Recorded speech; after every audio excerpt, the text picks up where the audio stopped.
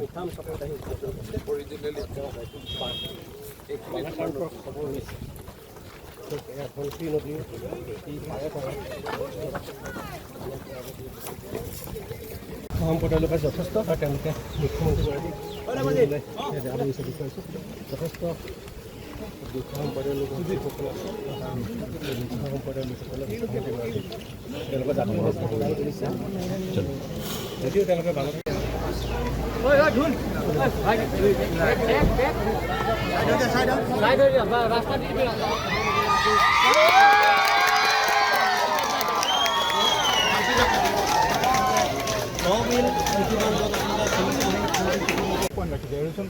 ইৰোশ্যনটো check কৰাটো প্ৰথম কথা ইৰোশ্যনটো ছাৰ এইবিলাকত আমাৰ অলৰেডি এইখিনি প্ৰটেকশ্যন আছে প্ৰটেকশ্যন আছে ইয়াৰ ডাউনত যিবিলাক পইণ্টত অলপ বেণ্ড আছে এনেকুৱা পইণ্টত ৰাখিব লাগিব ছাৰ চেঁচামুখৰ এই পইণ্টত ৰাখিব লাগিব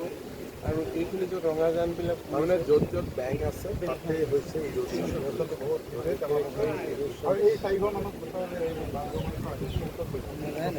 জিলাৰ বান পৰিস্থিতিৰ বিষয়ে বুজ ল'বলৈ মই আজি গোলাঘাটলৈ আহিছিলোঁ সৰু পথাৰতো কেম্পত গ'লোঁ ইয়াতেও মই মিঠাম চাপৰিতো আহিছোঁ যথেষ্ট গৰাখহনীয়াৰ সমস্যা আছে মথাউৰি সমস্যা আছে চুইচ গেটৰ সমস্যা আছে বহুকেইখন গাঁও প্লাবিত হৈছে বিধায়ক মৃণাল শইকীয়াৰ তৎপৰতাত ইয়াতে ৰিলিফ হৈছে কিন্তু তাৰ লগে লগে আমি স্থায়ী সমাধানৰো চেষ্টা কৰিব লাগিব আমি ডেফিনেটলি কাম কৰিম দেখা পাব যে যিহেতু ভাৰতৰ লগত চৰকাৰৰ আলোচনা চলি আছে আৰু এতিয়া গুলীয়াগুলী হৈছে মৰিছে চাওক বিষয়টো সম্পৰ্কত ভাৰত চৰকাৰে এতিয়ালৈকে আমাক একো জনোৱা নাই আৰু অসম আৰক্ষী এই ঘটনাক্ৰমৰ লগত জড়িত নহয় বা অসমৰ মাটিৰ পৰাও কোনো ধৰণৰ এনেকুৱা আক্ৰমণ চলাৰ বাতৰিও মোৰ হাতত নাই এতিয়ালৈকে যিখিনি খবৰ আহিছে অকল আলফাৰ বিবৃতিৰ পৰাই আমি পাইছোঁ ভাৰত চৰকাৰৰ পৰা এতিয়ালৈকে একো বিবৃতি দিয়া হোৱা নাই যদি আৰ্মিয়ে এনেকুৱা অপাৰেশ্যন কৰে সাধাৰণতে আৰ্মিৰ পৰা প্ৰেছ ৰিলিজ আহে এই মুহূৰ্তলৈকে আৰ্মিৰ ফালৰ পৰাও অধিকাৰীক একো মন্তব্য দিয়া হোৱা নাই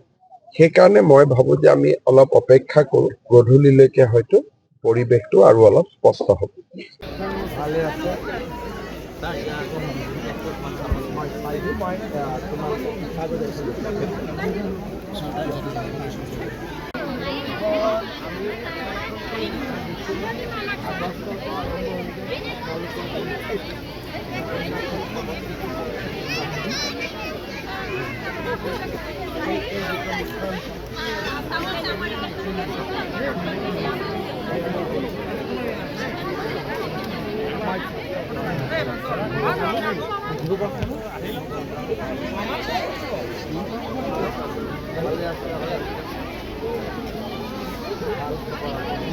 মনোজ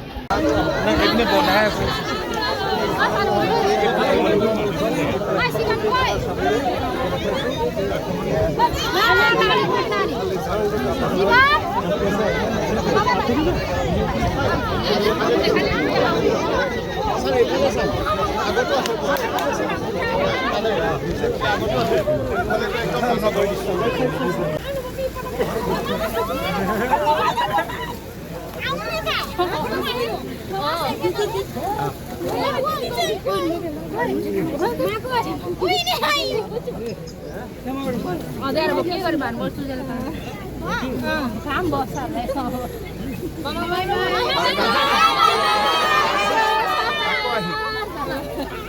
আকৌ আহিম দেই